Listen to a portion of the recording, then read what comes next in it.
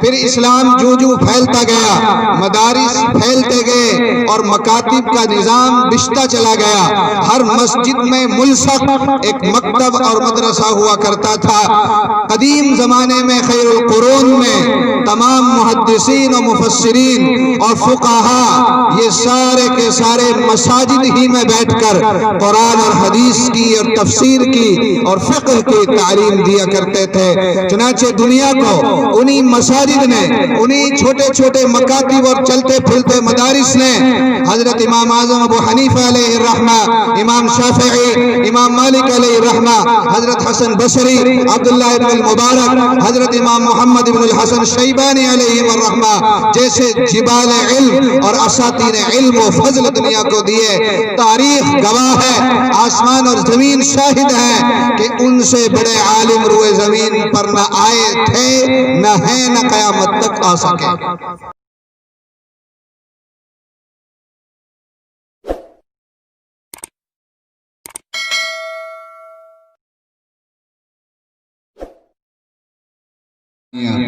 الحلال ما أحل والحرام ما حرم والدين ما شرع والأمر ما قضى الخلق خلق والعبد عبد وهو الله الرؤوف الرحيم أما بعد فقد قال الله تبارك وتعالى في محكم تنزيله أعوذ بالله من الشيطان الرجيم بسم الله الرحمن الرحيم يا أيها الذين آمنوا قوا أنفسكم وأهليكم نارا وقودها الناس والحجارة صدق الله العظيم وقال النبي صلى الله عليه وسلم ألا كلكم راع وكلكم مسؤول عن رعيته أو كما قال صلى الله عليه وسلم۔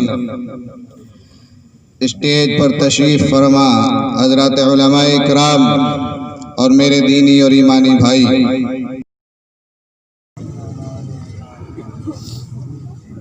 یہ مدرسہ جس میں ہم اور آپ تشریف فرما ہیں، یہ دین کا قلعہ ہے۔ یہ مدرسہ اور اس جیسے جتنے دینی مدارس اس دنیا میں قائم ہیں، آباد ہیں، یہ سب دین کے قلعے ہیں۔ یعنی یہ ہمارے اور ہماری نسلوں کی ایمان کی حفاظت کی ضامن ہیں۔ چیزیں یہ درسگاہیں اور یہ یونیورسٹیاں اور یہ مدارس اور مکاتب خود ہمارے اور ہماری نسلوں کے ایمان کی حفاظت کا ذریعہ اور ضامن ہے۔ اس فتنے کے دور میں اگر ایمان اور اسلام اور ہماری شریعت اور ہمارا ملی تشخص اور ہماری شناخت اور ہمارے آئلی قوانین اگر کسی طرح محفوظ رہ سکتے ہیں تو وہ صرف اور صرف یہ مدارس اور مکاتب ہی ہیں۔ اور یہ کوئی نئی چیز نہیں ہے مدرسہ۔ جتنی قدیم تاریخ اسلام کی ہے، جتنی پرانی تاریخ پیغمبر اسلام کی ہے، جتنی قدیم تاریخ قرآن کی ہے، جتنی پرانی تاریخ حدیث کی ہے، اتنی ہی قدیم تاریخ مدارس اور مکاتب کی بھی ہے۔ رسول اللہ صلی اللہ علیہ وسلم نے مکی زندگی میں مدرسہ قائم فرمایا، ہجرت کر کے مدینہ المنورہ تشریف لے گئے، صفہ کے نام سے ایک مدرسہ قائم کیا، مسجد النبوی جنت کی کیاری کے قریب میں ہے۔ پھر اسلام جو پھیلتا گیا، مدارس پھیلتے گئے اور مکاتب کا نظام بچھتا چلا گیا۔ ہر مسجد میں ملصق ایک مکتب اور مدرسہ ہوا کرتا تھا۔ قدیم زمانے میں خیر القرون میں تمام محدثین و مفسرین اور فقہا یہ سارے کے سارے مساجد ہی میں بیٹھ کر قرآن اور حدیث کی اور تفسیر کی اور فقہ کی تعلیم دیا کرتے تھے۔ چنانچہ دنیا کو انہی مساجد نے، انہی چھوٹے چھوٹے مکاتب اور چلتے پھرتے مدارس نے حضرت امام اعظم ابو حنیفہ علیہ الرحمہ، امام شافعی، امام مالک علیہ الرحمہ، حضرت حسن بصری، عبداللہ ابن المبارک، حضرت امام محمد ابن الحسن شیبانی علیہ الرحمہ جیسے جبال علم اور اساطیر علم و فضل دنیا کو دیے۔ تاریخ گواہ ہے، آسمان اور زمین شاہد ہیں کہ ان سے بڑے عالم روئے زمین پر نہ آئے تھے، نہ ہیں، نہ قیامت تک آ سکے۔ یہ سب انہی مدارس اور مکاتب کے فاضل ہیں. علامہ ابن القیم ہوں یا علامہ ابن تیمیہ علیہم الرحمہ ہوں، ماضی قریب کے ہوں یا ماضی بعید کے ہوں، سلفاً و خلفاً تمام اکابر کی ابتدا اور نشو و نما اگر کسی جگہ ہوئی ہے تو وہ یہی چھوٹے چھوٹے مدارس اور مکاتب. یہ چھوٹی چیز نہیں ہے، ان کی نسبت رسول اللہ صلی اللہ علیہ وسلم سے ہے، ان کے واسطے سے اللہ رب العزت سے ہے. اور ان مدارس اور مکاتب میں اللہ کے علوم کو، علوم وحی کو اور علوم شریعت کو پڑھایا جاتا ہے. تو ایمان اور اسلام اور ملی تشخص اور ہمارے مذہب کے آئلی قوانین اور ہماری شریعت اور تحفظ، شریعت کا تحفظ اور لا اور قانون کی حفاظت اگر کسی جگہ ہو سکتی ہے تو وہ یہی مدارس ہے. اسلام کی تاریخ بہت پرانی ہے. اسلام کا ایک دور ایسا گزرا ہے کہ اسپین، آپ نے نام سنا ہوگا، قدیم زمانے میں اس کو اندلس کہا جاتا تھا. اسپین میں تقریباً 700 سالہ اسلامی حکومت کا سنہرا دور رہا ہے. وہاں بہت بڑے بڑے مدارس تھے، بڑے بڑی جامعات اور کلیات اور یونیورسٹیاں تھیں اسلامی، خالص اسلامی حکومت تھی. مسلمانوں کا ایک بہت بڑا حکومت کا نظام وہاں چل رہا تھا. پورا ملک مدارس اور مکاتب کے اور یونیورسٹیوں کے جاڑ میں پھنسا ہوا تھا اور قرآن اور حدیث کی اور اسلام کی زبردست خدمت ہو رہی تھی. چنانچہ تاریخ کے اوراق میں بڑے بڑے اساتین علم و فضل کے نام ملیں گے جنہوں نے اسپین کے اندر اور وہاں کے مدارس کے اندر، وہاں کی جامعات میں علوم حدیث اور علوم تفسیر کو اخذ کیا تھا، جن میں سر فہرست علامہ قرطبی علیہ الرحمہ بھی ہیں، جنہوں نے جامعہ قرطبہ میں بیٹھ کر شریعت کے علوم کے دریا بہائے. آج بھی جامعہ قرطبہ اسپین میں موجود ہے. سینکڑوں نہیں بلکہ ہزاروں ستون اور کھمبے ہیں. وہ اتنی بڑی مسجد ہے اور جدید تعمیر کی شاہکار مسجد ہے، لیکن آج وہ اذان اور تکبیر کی صداؤں سے خالی پڑی ہے، بند. علامہ قرطبی بہت بڑے مفسر ہیں. انہوں نے تفسیر کی ایک کتاب لکھی ہے، تفسیر قرطبی کے نام سے مشہور ہے. بڑی محقق اور مدلل اور جامع کتاب ہے تفسیر کی. یہ سب اسپین کے علماء میں سے ہیں. بڑے محدثین، بڑے مفسرین، بڑے فقہا اور بڑے بڑے مفتیان اکرام اسپین کے اندر تھے. وہاں اسلامی تشخص تھا، وہاں اسلامی شناخت تھی لوگوں کی. وہاں کی مسجدوں سے اور وہاں کے میناروں سے اللہ اکبر کی صدائیں 5 وقت بلند ہوا کرتی تھی. وہاں داڑھی ٹوپی اور شرعی لباس لوگوں کے جسم پر زیب تن تھا. عورتیں حجاب کے اندر ملبوس رہا کرتی تھی. لیکن وہاں پھر وہ وقت بھی آیا کہ مسلمانوں نے سستی اور تغافلی اختیار کیا اور دین سے بیزاری کا اظہار کیا، اور اتنے دین سے بیزار ہوئے، اتنے دین ہوئے کہ دین کو انہوں نے دوسری حیثیت دی، دنیا کو انہوں نے ترجیح دی. آج دنیا میں اسپین ایک واحد ایسا ملک ہے جہاں نام کا بھی مسلمان نہیں. کہاں گئی وہ حکومت؟ وہ سارا نظام بدل گیا. وہاں کے مدارس، وہاں کی مساجد، وہاں کی خانقاہیں، وہاں کی جامعات اور کلیات اور یونیورسٹیاں شراب خانوں میں، قہوہ خانوں میں اور گرجا گھروں میں تبدیل کر دی گئی. میوزیم بنا دیے گئے اور آثار قدیمہ کے تحت میں ان کو لے کر محفوظ کر لیا گیا. آج وہاں کی مساجد اللہ اکبر کی صداؤں کے لیے اور ایک مسلمان کی پیشانی سجدے کے لیے ترس رہی. وہاں کیا ہوا؟ وہاں اسباب کیا بنے؟ وہاں اسباب یہ بنے کہ عیسائیوں کی محنت روز افزوں ترقی تھی اسلام کے خلاف، اور مسلمان اتنے غافل، اتنے غافل، اتنے سست، علماء سے کٹ گئے، مدارس اور مکاتب سے ان کو بیر ہو گیا. اپنے اولاد کو نئی تعلیم اور دنیا کی جدید تعلیم سے روشناس تو کرایا، لیکن دین سے اور شریعت سے ان کو بالکل غافل رکھا، مدارس اور مکاتب سے نہیں جوڑا. آج دنیا میں اسپین کے اندر اسلام کا نام لینے والے نہیں. اب تو اگرچہ وہاں کے حالات بدل رہے ہیں. علامہ اقبال شاعر مشرق ہیں، وہ وہ بہت بڑے مبصر اور مدبر اور مفکر گزرے ہیں ہندوستان کی تاریخ کے، وہ گئے اسپین میں اور وہاں کے حالات کو دیکھ کر آئے، وہاں کی 700 سالہ مسلمانوں کی عظیم الشان حکومت کے دور کو بھی پڑھا اور دیکھا، اور پھر یہ حالت بھی دیکھی جب وہاں سے ہندوستان آئے تو انہوں نے آ کر یہ تجزیہ اور یہ تبصرہ پیش کیا کہ لوگوں، ان مدارس اور مکاتب کو جو ہمارے ملک ہندوستان میں ہیں، ان علماؤں کو، ان مولاناؤں کو، ان مکاتب اور مدارس کو یوں ہی رہنے دو، ان میں دخل اندازی نہ کرو، ان کی مخالفت نہ کرو، ان سے چڑن اور ان سے حسد اور کینہ نہ رکھو، ورنہ وہ دن دور نہیں کہ وہ حالات یہاں بھی، وہ تاریخ یہاں بھی دہرا دی جائے جو اندلس اور اسپین کے اندر دہرائی گئی۔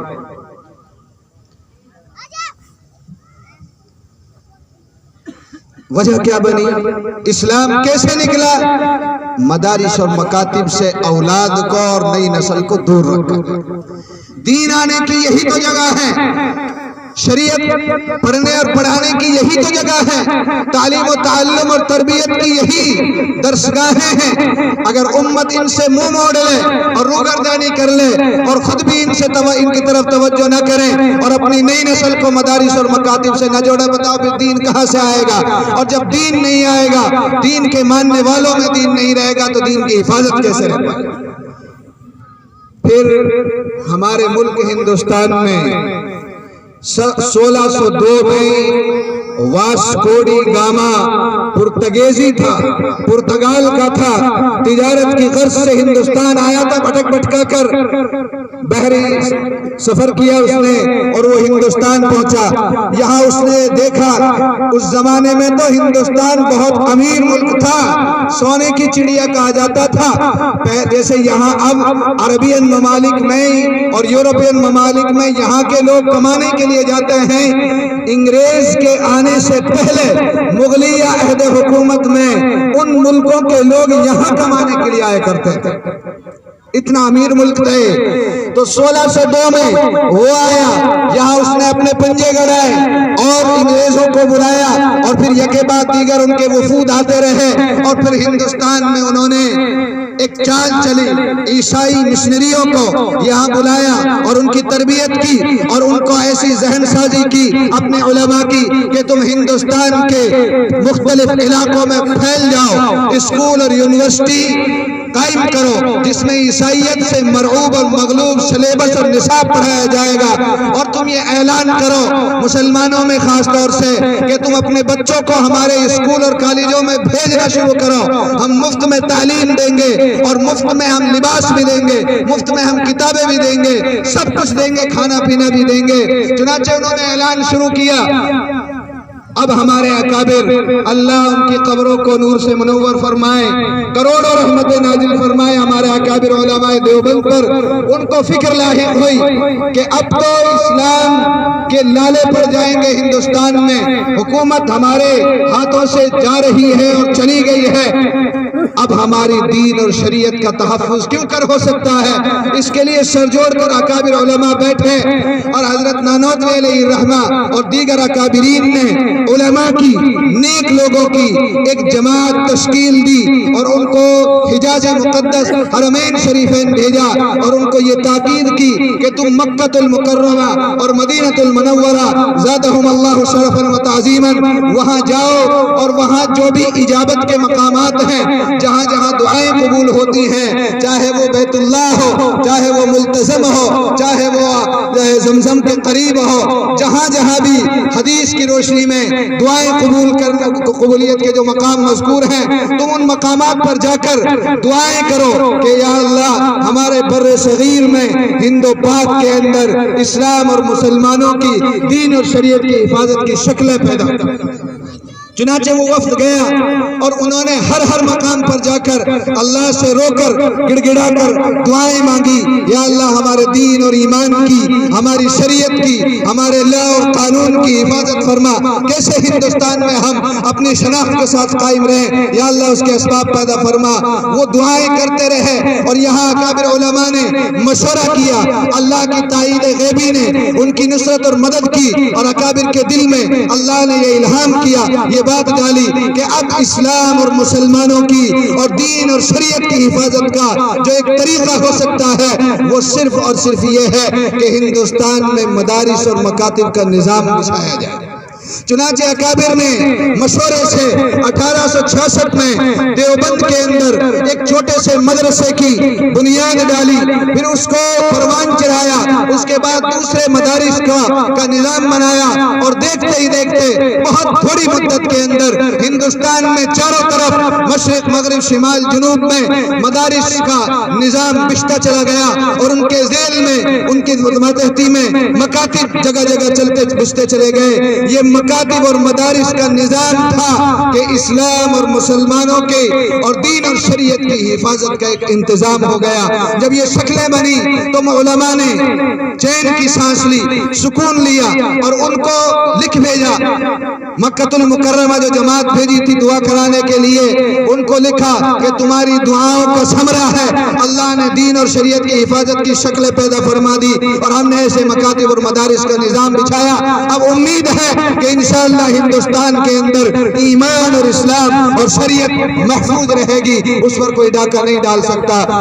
اس وقت ان اکابر نے جو مکہ المکرمہ پہنچے ہوئے تھے، اللہ کے سامنے سجدے میں گر کر شکریہ ادا کیا، اور ان میں سے ایک نیک بندے نے آسمان کی جانب سر اٹھا کر اللہ کی سے لو لگا کر یہ دعا کی کہ ہمیں یقین تھا کہ اللہ ہماری دعا کو قبول فرمائیں گے، اور ایسی قبول فرمائیں گے کہ نہ صرف یہ کہ ہندوستان میں ایمان اور اسلام اور شریعت محفوظ رہے گی، بلکہ ہندوستان کو وہ تمغہ ملے گا، وہ سعادت ملے گی کہ ساری دنیا کے لیے شریعت کی حفاظت کی ضمانت ہندوستان سے ہوگی، ساری دنیا سے شریعت کے تحفظ کو تقویت ہندوستان سے ملے گی۔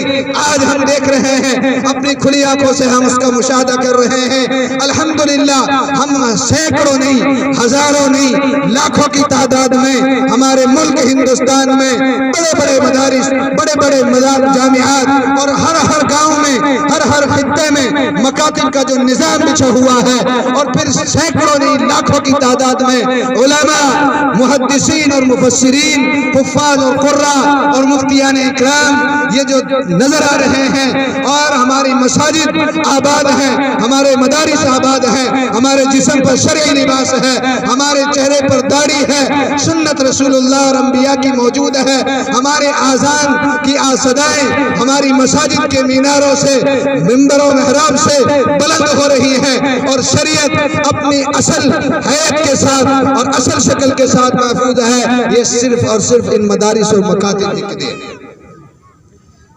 اس لیے میرے بھائیوں ضرورت ہے کہ ہم دو طرفہ ان مدارس کی نصرت اور تعاون کریں گے انشاءاللہ۔ پہلے ہم ان مدارس اور مکاتب کی طرف اپنا دست نصرت بڑھائیں گے، ہم ان کی مدد کریں گے، دامیں درہمیں سخنیں جیسے ہو سکے، پیسے سے، باتوں سے، عمل سے، قول سے، جیسے بھی ہو سکے ہم اپنے قریبی مدرسے کی انشاءاللہ مدد کریں گے، نصرت کریں گے، اور ان کی حفاظت میں اپنا عمل دخل کریں گے بھائی انشاءاللہ۔ دوسرے، ان اپنی اولاد کو اور اپنی معصوم نسلوں کو مکتب اور مدرسے سے جوڑیں گے۔ ہماری شریعت اور ہمارے ایمان اور ہمارے قرآن اور حدیث اور شریعت کی حفاظت کا واحد طریقہ یہ ہے کہ ہم اپنی نئی نسل کو ان مکاتب اور مدارس سے جوڑ دیں۔ اسپین میں ہو، وہاں جو ارتداد کی شکلیں پھیلی، افریقہ کے اندر لکھا ہے مورخین نے کہ ایک زمانے میں 65-67% مسلمان تھے، آج وہاں 25% مسلمان ہیں۔ یہ جو گراوٹ آئی ہے، یہ جو ارتداد کے شکار ہوئے مسلمان، وہاں جو مرتد ہو گئے، تحریے اور لامذہب بن گئے، یہ عیسائیت انہوں نے اختیار کر لی، اس کی کوئی وجہ نہیں ہے۔ اس کی بڑی وجہ صرف اور صرف یہ ہے کہ انہوں نے مکاتب اور مدارس کا نظام مستحکم نہیں کیا، اپنی اولاد کو مدارس اور مکاتب سے نہیں جوڑا۔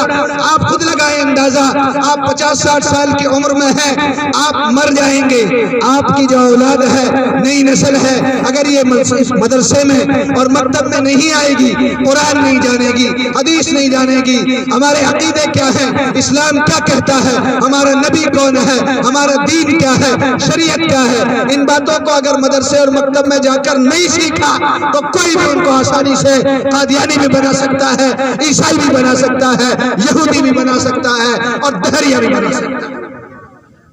افریقہ میں وہ 67 پوائنٹ سے 25 پوائنٹ پر ارتداد ہوتے ہوتے مسلمانوں کا کیوں آیا؟ مدارس اور مکاتب کا نظام نہیں چلایا۔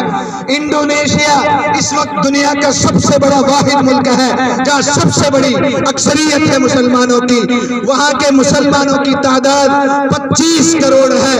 اتنے کثیر تعداد میں اکٹھے کسی بھی ملک میں مسلمان نہیں ہے، وہاں بھی مورخین کا اور مبصرین کا تازہ تجزیہ یہ ہے کہ وہاں ارتداد کی ہوائیں چل رہی ہیں، وہاں عیسائیت کی اور ان کی مشنریوں کی، ان کے پادریوں کی محنتیں چل رہی ہیں، وہاں کی عوام مکاتب اور مدارس سے دور ہے، عیسائی وہاں پہنچ رہے ہیں مال کے ذریعے اور ہر اعتبار سے ان کو ورغلا رہے ہیں، دین سے دور کرنے کی کوشش کر رہے ہیں، وہاں بھی ارتداد کی ہوائیں چل رہی ہیں۔ تازہ تجزیہ یہ ہے کہ وہاں کے 25% لوگ مرتد ہو گئے۔ یہ جو دنیا میں ارتداد کی ہوائیں چل رہی ہیں، جہاں بھی چل رہی ہیں، وہاں سب سے بڑی وجہ مسلمانوں کا تغافل، سستی، مکاتب اور مدارس سے چڑ، نفرت، عداوت اور اپنی اولاد کو مکتب اور مدرسوں سے محروم۔ مرتدی ہوں گے اور کیا ہوگا؟ اور اب ہم یہاں دیکھ لیں اپنے ملک میں، یہاں تو الحمدللہ علماء کی ایک کثرت ہے، علماء کی ایک جمع غفیر بھیڑ ہے، آپ کی اور ہندوستانی مسلمانوں کی بے توجہی کی تو کوئی انتہا نہیں ہے۔ ہم یقین کے ساتھ کہہ رہے ہیں 100% بے توجہی ہے آپ حضرات کی، لیکن قربان جائیے ان علماء کی محنتوں پر، یہ رات دن ایک کر کے داخلی فتنوں کو، خارجی فتنوں کو ختم کر رہے ہیں۔ کوئی قادیانی، کوئی عیسائی مشنری، کوئی دوسری قومیں اپنا پنجہ گڑاتی ہیں تو علماء راتوں کو سر رکھ کر دعا کرتے ہیں اور صبح ان کے مقابلے کے لیے نکلتے ہیں۔ آپ اپنے کھیت میں، اپنی دکان پر، اپنے کاروبار میں، ملازمت میں مصروف ہیں، آپ کو نہیں پتا آپ کی دین اور شریعت کی حفاظت کیسے کی جا رہی ہے۔ رات کو تہجد پڑھ کر دعائیں اور دن کو ان سے سینہ سپر ہو کر مناظرہ اور مباحثہ کر کے ان کی محنتوں کو ناکام کرنا۔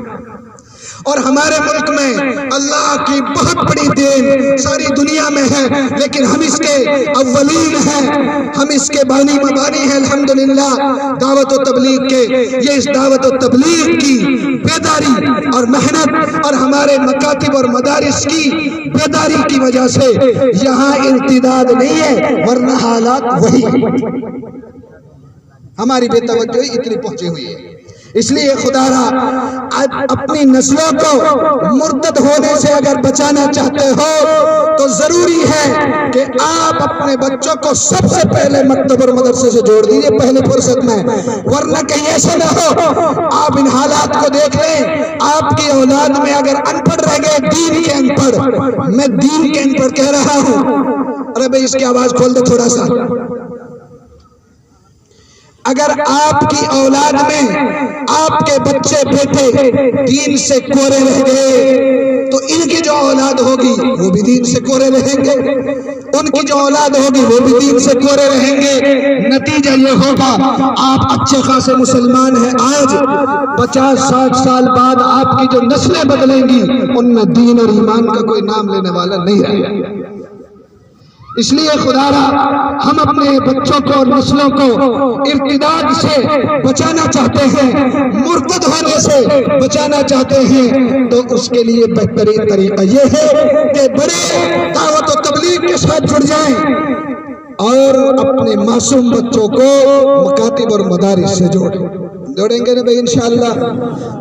تو ہمارے ملک میں مدارس اور مکاتب کا جو نظام چل رہا ہے الحمدللہ یہ ہمارے اکابر علماء دیوبند کی دین ہے۔ وہ دارالعلوم دیوبند سارے مداروں کا سرخیل مدارس کا رہنما ہے، ساری دنیا کے مدرسوں کا روحانی واسطہ دارالعلوم دیوبند سے ہے۔ اور ایک عجیب تجزیہ ابھی تازہ ترین رپورٹ آئی ہے، مکہ المکرمہ حرمین شریفین کے ائمہ، وہاں کے علماء، وہاں کے مفتیان اکرام کی ایک میٹنگ ہوئی، وہاں ہندوستان کے اکابر علماء بھی تھے، اس مجمع میں وہ بھی تھے۔ تو وہاں کے مکہ کے، سنا آپ میری بات توجہ سے، یہ کتنی بڑی چیز ہے مکتب اور مدرسہ جو ہمیں ملا ہوا ہے۔ مدارس اور مکاتب کا یہ نظام عرب ملکوں میں بھی نہیں ہے، وہاں تو خالص مسلمان ہیں، اسلامی حکومت وہاں ہے، لیکن وہاں بھی مکاتب اور مدارس کا یہ نظام نہیں ہے۔ یہ دعوت و تبلیغ کی یہ طریقہ وہاں نہیں ہے، کھلے ماحول میں دعوت و تبلیغ بھی نہیں کر سکتے وہاں۔ تو وہاں ان علماء حرمین شریفین نے ہندوستان کے وفد کے علماء سے یہ پوچھا کہ بھئی یہ بتاؤ کہ ہندوستان سے انگریز نکل کر چلے گئے، انگریز کی تاریخ یہ ہے کہ جہاں سے بھی انگریز نکل کر جاتا ہے تو وہ جاتے جاتے ایسا اثر چھوڑ کر جاتا ہے کہ اس ملک کے ماننے والے تقریباً 33% عیسائی بن جاتے ہیں۔ انگریز جہاں سے بھی نکلا ہے ملک چھوڑ کر، وہاں کے باشندے تقریباً 33% عیسائیت قبول کر لیتے ہیں۔ ہندوستان سے بھی انگریز اور عیسائی نکلے ہیں، لیکن وہاں عیسائیت نہیں پھیلی، اس کی کیا وجہ؟ تو ہمارے اکابر نے جو جواب دیا ان کو، وہ بڑا پیارا جواب، اور کہا کہ حضرت اس کی بڑی وجہ یہ ہے کہ ہمارے اسلاف نے، ہمارے سلف صالحین نے، ہمارے اکابر علماء نے ہندوستان کے عوام کے لیے، مسلمانوں کے لیے مدارس اور مکاتب کا ایسا تحفہ دیا ہے جہاں شریعت کو پڑھایا جاتا ہے، جہاں اللہ ایک ہے، نبی اس کا رسول ہے، یہ قرآن ہے، یہ شریعت ہے، یہ ہمارے عقائد ہیں۔ یہاں ان مکاتب اور مدارس میں اسلام سکھایا جاتا ہے، عقائد کو درست کیا جاتا ہے، قرآن اور حدیث سکھائی جاتی ہے۔ اس لیے ان مکاتب اور مدارس کی دین ہے کہ ہندوستان میں عیسائیت نہیں پھیلی۔ تو انہوں نے تسلیم کیا اور انہوں نے یہ کہا کہ ہم ہندوستان کے نظام پر جو اسلامی ممالک ہیں، انڈونیشیا وغیرہ، وہاں اپنے پیسے سے ہندوستانی علماء کے ذریعے سے ہندوستان کے نہج پر مکاتب اور مدارس بنانا چاہتے ہیں۔ یہاں تو ہماری مجبوری ہے، یہاں تو حکومت ہمیں مدرسے نہیں بنانے دیتی، لیکن ہم ان ملکوں میں اپنے پیسے سے ایسے مدرسے، جیسے مدرسے ہندوستان میں ہیں، ایسے مکاتب جیسے مکاتب ہندوستان میں ہیں، اسلامی مملکتوں میں ہم بنانا چاہتے ہیں۔ پیسہ ہم لگائیں گے، رہنمائی تم کرو گے۔ تو علماء نے کہا ہمارے ہندوستان کے ہم تیار ہیں آپ کی خدمت اور رہنمائی کے لیے۔ میں یہ کہہ رہا ہوں کہ یہ ایسا نظام ہمارے اکابر نے دیا ہے کہ علماء حرمین شریفین، جہاں قرآن اترا، جہاں کعبۃ اللہ ہے، جہاں رسول اللہ آرام فرما رہے ہیں، وہ بھی انگشت بدندہ ہیں اور اپنی دانتوں کے تلے انگلی دے گئے کہ دین اور شریعت کی حفاظت کا یہ طریقہ ہم نے بھی نہیں دیکھا۔ صحیح معنی میں امام عبد الرحمن السدیس، جو موجودہ اماموں کے امام حرم شریف میں کعبہ کے، جن کی ایک تقریریں قرآن کی آڈیو چلتی ہیں، آپ جانتے ہیں، وہ دارالعلوم دیوبند آئے تھے 2011 میں، ان کے بعد ایک دوسرے امام آئے تھے، دو بڑے امام آئے، انہوں نے اپنی تقریر میں یہ کہا کہ خدا کی قسم ساری دنیا گھومی ہے، لیکن جیسی سادگی کے ساتھ 100% دین کی سنت کے مطابق اگر کہیں سے تبلیغ اور تشریح ہو رہی ہے تو وہ دارالعلوم دیوبند اور ہندوستان کے مدارس ہیں۔ اولئک آبائی فجیئنی بمثلہم اذا جمعتنا یا جریل المجامع۔ اے میرے مسلمان بھائیوں، ہم کوشش کریں کہ ہم اپنے اولاد کو، نسل نو کو مکاتب اور مدارس سے جوڑیں گے بھائی انشاءاللہ۔ اللہ تعالی ہمارے ایمان اور اسلام کی، ہماری شریعت کے اور لا اور قانون کی تحفظ کا جو سامان اکابر نے دیا ہے، مدارس اور اہل علم علماء اکابر اور یہ مکاتب، ہمیں ان کی قدر پہچاننے کی، ان کی توقیر اور ہر عزت اور احترام کرنے کی توفیق عطا فرمائے، اور ہمیں ان کی ہر اعتبار سے دامے درمے سخنے ہر طریقے سے ان کی مدد کرنے کی توفیق عطا فرمائے۔ وآخر دعوانا الحمدللہ رب العالمین۔ موسم